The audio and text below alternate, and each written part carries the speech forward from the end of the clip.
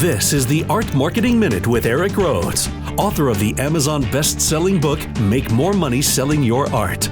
In the Marketing Minute, we answer your questions to help your art career. Brought to you by artmarketing.com, the place to go to learn more about marketing. Now, here's your host, Art Magazine publisher, Eric Rhoads. Thank you, Jim Kipping, and thank you for joining us today.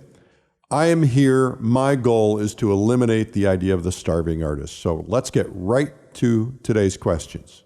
Here's a question from Brett Mattingly in Pueblo, Colorado, who says, I keep hearing about the importance of networking through art clubs, co-ops, and the like, but how do I begin if there aren't any groups around me?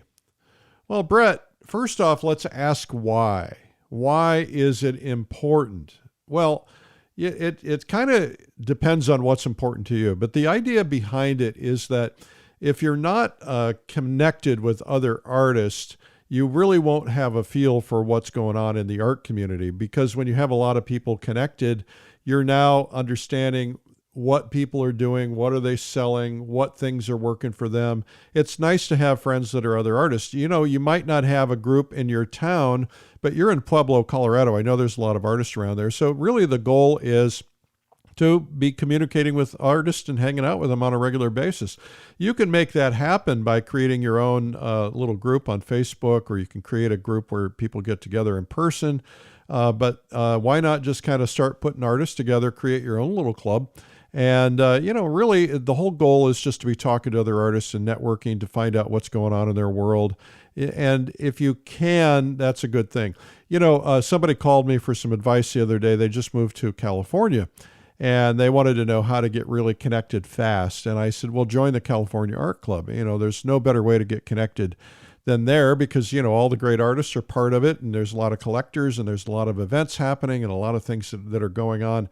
And so that is a really terrific way to get connected. And so are clubs. And sometimes those connections lead you to introductions into galleries or making other people aware of your work. That's the reason. Anyway, here's a question from Lauren Goforth in Rapid City, South Dakota. Lauren says, can you tell me what's the purpose of an artist statement and how can I use it to leverage sales? Well, this idea of an artist statement, I'm not sure where it came from, but I just, sometimes I wonder the purpose. I think the goal here is, a lot of galleries will tell an artist to make an artist statement. I think the goal is to have something to talk about. The goal is to maybe set an image or to try to create something for people that can kind of put a little bit of there for you. I mean, the idea that, what are you thinking about? Why do you paint? What do you care about? Why are you doing what you're doing? That kind of a thing. I don't really care about that stuff, quite frankly. I mean, I think it's nice to look for ways to get people to know you. I don't think it has to be an artist statement, but what you can do is you want to kind of create a sense of, maybe a little sense of fantasy. Why do people why do people like artists? Well, they live vicariously through artists because we live lives that are different than what other people do. So I think it's nice to have a line or two on your website, maybe at the top of your website. This is, Eric Rhoads is a traditional impressionist painter who does this or does that. And, he's really driven by landscapes and loves to also do portraits. I mean, that's kind of a thing. It's just really something to give people something to kind of hang their hat on and to understand a little bit about you, because people are confused about art. How do you do it? How do you use it to leverage sales? I don't know. Honestly, I don't know. I mean, I'm sure somebody would be able to answer that question. I can't answer it. The reality is, to leverage sales, you have to have continual contact with people, lots of repetition. You need to get in front of them. They need to be seeing what you're doing. And what's more important about getting people to buy art is getting them involved with you. Let them get to know you. People are more comfortable buying from people that they know. Help find ways to let them get to know you. I suppose the artist statement could do that. But, get them to sign up for your newsletter, and then make your newsletter really informative, something they're willing to open, that's not just all about you, but it's about things that you're going to help them learn.